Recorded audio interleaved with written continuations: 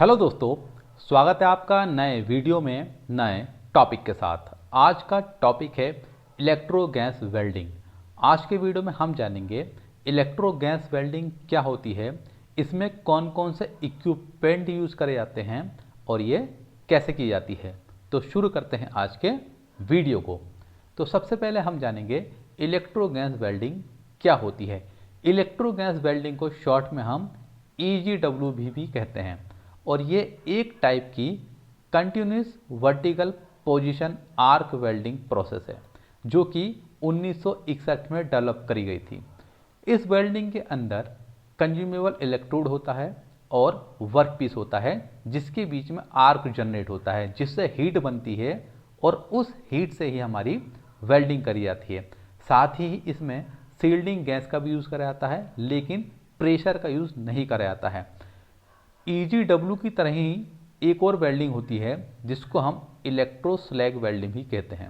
दोनों की प्रोसेस लगभग सेम है लेकिन एक मेजर डिफरेंस होता है कि EGW वेल्डिंग में जो हमारा आर्क है वो कंटिन्यू बना रहता है, लेकिन इलेक्ट्रो स्लैग वेल्डिंग में जो हमारा आर्क है वो बुझ जाता है, यानी कि वो स्लैग के अंदर रहता है।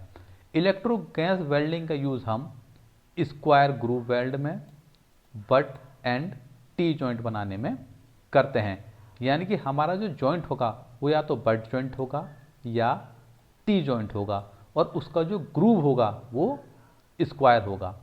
इलेक्ट्रो गैस वेल्डिंग को हम मशीन वेल्डिंग प्रोसेस कहते हैं क्योंकि इसको करने के लिए हमको स्पेशल इक्विपमेंट की ज़रूरत पड़ती है। इसके द्वारा जो हमारा वेल्डिंग थिकनेस है वो 12 mm और 75 mm तक मिलती है। ये जो हमारा वेल्डिंग प्रोसेस है ये वर्टिकल प्रोसेस होती है, यानी कि जो जॉइंट है वो इस तरीके से ऊपर की ओर बढ़ेगा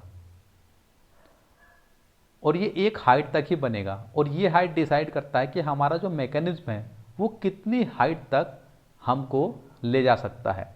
जनरली इस वेल्डिंग में जो ये हाइट रहती है वो 100 mm यानी कि 4 इंच या 20 मीटर यानी कि 50 फीट तक हो सकती है। इसके द्वारा हम कौन कौन से वेल्डिंग मेटल्स को वेल्ड कर सकते हैं। तो इस वेल्डिंग के द्वारा हम ज़्यादातर स्टील को वेल्ड करते हैं, लो एंड मीडियम कार्बन स्टील को वेल्ड करते हैं, टाइटेनियम को वेल्ड कर सकते हैं, एल्यूमिनियम एलॉय को वेल्ड कर सकते हैं और स्टेनलेस स्टील को भी वेल्ड कर सकते हैं। इलेक्ट्रो स्लैग वेल्डिंग का यूज़ हम वर्टिकल बट जॉइंट को वेल्ड करने के लिए करते हैं जिसका यूज़ शिप बनाने में, ब्रिज बनाने में, स्टोरेज टैंक बनाने में और प्रेशर वेसल बनाने में किया जाता है। यहाँ पर हम देखेंगे कि इस वेल्डिंग में कौन कौन से इक्विपमेंट यूज़ करे जाते हैं। तो आप देखेंगे ये है हमारे ड्राइविंग रोल। ये जो है इलेक्ट्रोड वायर को आगे मूव करते हैं। ये है इलेक्ट्रोड कंड्यूक, इसका काम होता है इलेक्ट्रोड वायर को गाइड करना। ये जो येलो कलर की है ये है वेल्डिंग गन। ये जो रेड कलर का है ये है ऑस्किलेटर। ये जो ग्रीन कलर की देख रहे हो ये है हमारी सील्डिंग गैस की पावर सप्लाई। यहाँ पर आप देखोगे ये जो ब्लू कलर का है ये है हमारी पानी की सप्लाई। ये है फिक्स शू और यहाँ पर है हमारा ये मूवेबल शू। ये बना होता है हमारा कॉपर का।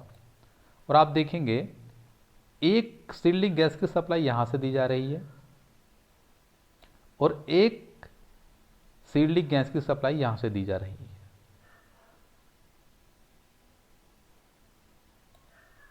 तो ये जो सप्लाई है यहाँ से जो आ रही है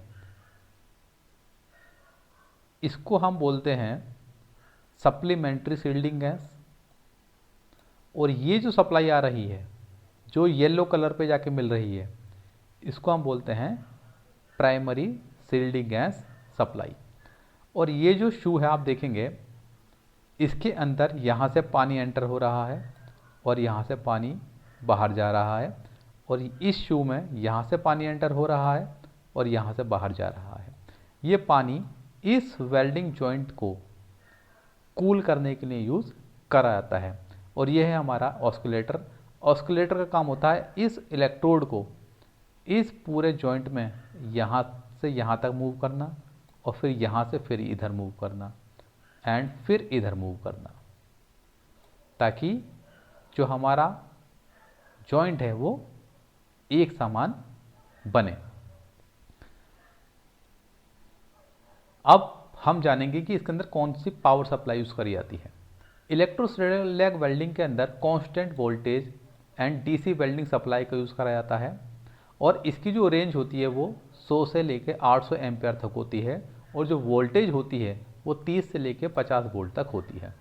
इस वेल्डिंग के अंदर हम एक या एक से ज़्यादा इलेक्ट्रोड का भी यूज़ कर सकते हैं। इसके अंदर हम या तो फ्लक्स कोड इलेक्ट्रोड का भी यूज़ कर सकते हैं या फिर सॉलिड इलेक्ट्रोड का भी यूज़ कर सकते हैं। फ्लक्स कोड इलेक्ट्रोड का मतलब है कि इसके अंदर जो है हमारा फ्लक्स रहेगा, और सॉलिड इलेक्ट्रोड के अंदर कोई भी फ्लक्स नहीं रहेगा। अगर हम फ्लक्स कोर इलेक्ट्रोड का यूज़ करेंगे तो जो है हमारी पावर 750 एम्पेयर की होगी। अगर सॉलिड इलेक्ट्रोड का यूज़ करेंगे तो पावर 400 एम्पेयर की यूज़ होगी, और जो हमारी पावर की रिक्वायरमेंट है वो हमारी 20 किलोवाट रहेगी। पोलैरिटी। इलेक्ट्रोस्लैग वेल्डिंग के अंदर हम डीसी करंट रिवर्स पोलैरिटी का यूज़ करते हैं, यानी कि जो हमारा इलेक्ट्रोड होगा वो पॉजिटिव होगा और जो वर्कपीस है वो नेगेटिव होगा। अब हम सील्डिंग गैस या इनर्ट गैस कौन सा यूज़ करेंगे, तो सबसे पहले हम समझते हैं कि आखिर सील्डिंग गैस और इनर्ट गैस का काम क्या होता है। हम इस गैस का यूज़ इसलिए करते हैं ताकि जो हमारा जॉइंट है उसके अंदर कोई भी कंटामिनेशन ना हो, क्योंकि अगर कोई भी एटमॉस्फेरिक कंटामिनेशन होगा बाहर का तो जो हमारा जॉइंट है वो वीक हो जाएगा और वो जल्दी फेल हो जाएगा। सील्डिंग गैस के लिए हम या तो आर्गन का यूज़ कर सकते हैं या फिर हीलियम का यूज़ कर सकते हैं या फिर इन दोनों का मिक्सचर यूज़ कर सकते हैं। सील्डिंग गैस को हम दो तरीक़ों से सप्लाई कर सकते हैं। पहला है कि अलग से हम इन गैसों को सिलेंडर लाएं और सप्लाई दें, और दूसरा सोर्स है कि जो हमारा फ्लक्स कोर इलेक्ट्रोड है उसकी जो कोटिंग है उससे भी इस सील्डिंग गैस का जो सप्लाई है वो हम दे सकते हैं। अगर हमारा इलेक्ट्रोड सॉलिड वायर टाइप है तब हम जनरली कार्बन डाइऑक्साइड का यूज़ करते हैं एज ए सील्डिंग गैस। अब हम समझते हैं कि आखिर इलेक्ट्रो गैस वेल्डिंग कैसे काम करती है। तो इस वेल्डिंग के अंदर इलेक्ट्रोड और वर्कपीस के बीच आर्क जनरेट होता है जिससे हमको हीट मिलती है, और उस हीट से हमारा इलेक्ट्रोड भी मेल्ट होगा और जिस मेटल को हम वेल्ड कर रहे हैं वो भी मेल्ट होगा। और जब ये दोनों मेटल आपस में एक दूसरे के साथ मिलते हैं और सॉलिड होते हैं तब हमारा जॉइंट बनता है।